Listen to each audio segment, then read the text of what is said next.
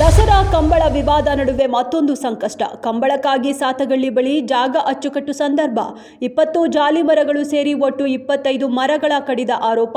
ಪರಿಸರವಾದಿಗಳಿಂದ ತೀವ್ರ ವಿರೋಧ ವ್ಯಕ್ತ. ಅರಣ್ಯ ಕಾಯ್ದೆಯಡಿ 3 ವಿರುದ್ಧ ಎಫ್ಐಆರ್. ರೇಣುಕಸ್ವಾಮಿ ಪ್ರಕರಣದ ಪ್ರಮುಖ ಸಾಕ್ಷಿಗೆ ಪ್ರಾಣ ಬೆದರಿಕೆ. ತನಿಖೆಯಲ್ಲಿ ಬಯಲಾಯಿತು. ಪ್ರಕರಣದ ಹಿಂದೆ ಪ್ರಭಾವಿಗಳ ನಂಟು. ಬಂಧಿತ ದರ್ಶನ್ ಫ್ಯಾನ್ಸ್ ಗೌರವ್ ಶೆಟ್ಟಿ, ಕಿರಣ್ ರೆಡ್ಡಿ ಜೊತೆ ನಿರಂತರ ಸಂಪರ್ಕದಲ್ಲಿರೋದು ಬಹಿರಂಗ. ಗೌರವ್ ಎಂಬಾತ ಸಂಜಯ್ ನಗರ ಬಾರ್ ಮಾಲೀಕನ ಆಪ್ತ ಸ್ನೇಹಿತ. ಈ ಇಡೀ ಸಾಕ್ಷಿನಾಶ ಮತ್ತು ಬೆದರಿಕೆ ತಂತ್ರದಲ್ಲಿ ಆ ಬಾರ್ ಮಾಲೀಕ ಸಹ ಭಾಗಿಯಾಗಿರೋ ಶಂಕೆ. ಟೌನ್ಶಿಪ್ ಯೋಜನೆಗೆ ಬಿಡದಿ ಭಾಗದ ರೈತರ ತೀವ್ರ ವಿರೋಧದ ನಡುವೆಯೂ ಸರ್ವೆಗೆ ಬಂದಿದ್ದ ಅಧಿಕಾರಿಗಳಿಗೆ ಮಹಿಳೆಯರಿಂದ ಪೊರಕೆ ಸೇವೆ.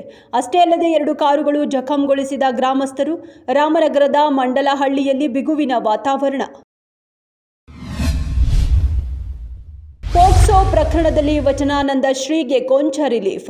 ದಾವಣಗೆರೆ ಜಿಲ್ಲಾ ವಿಶೇಷ ಪೋಕ್ಸೋ ಕೋರ್ಟ್ನಿಂದ ಜಾಮೀನು. ಕೆಲವು ಷರತ್ತು ವಿಧಿಸಿ ನ್ಯಾಯಾಧೀಶ ಶ್ರೀರಾಮ ನಾರಾಯಣ ಹೆಗಡೆ ಆದೇಶ. ಶ್ರೀ ವಿರುದ್ಧ 7 ಮಕ್ಕಳ ಹೇಳಿಕೆ ದಾಖಲಾಗಿತ್ತು.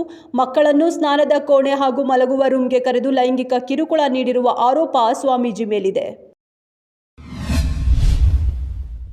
ಧರ್ಮಸ್ಥಳ ಷಡ್ಯಂತ್ರ, ತಿಮರೋಡಿಗೆ ಗಡಿಪಾರು ಫಿಕ್ಸ್. ರಾಯಚೂರಿನ ಮಾನ್ವಿಗೆ ಗಡಿಪಾರು ಆದೇಶ. ಇದನ್ನು ಪ್ರಶ್ನಿಸಿ ತಿಮರೋಡಿ ಹೈಕೋರ್ಟ್ ಮೊರೆ ಹೋಗಿದ್ರು. ಆದೇಶಕ್ಕೆ ತಡೆ ನೀಡಲು ನಿರಾಕರಿಸಿದ್ದ ಹೈಕೋರ್ಟ್.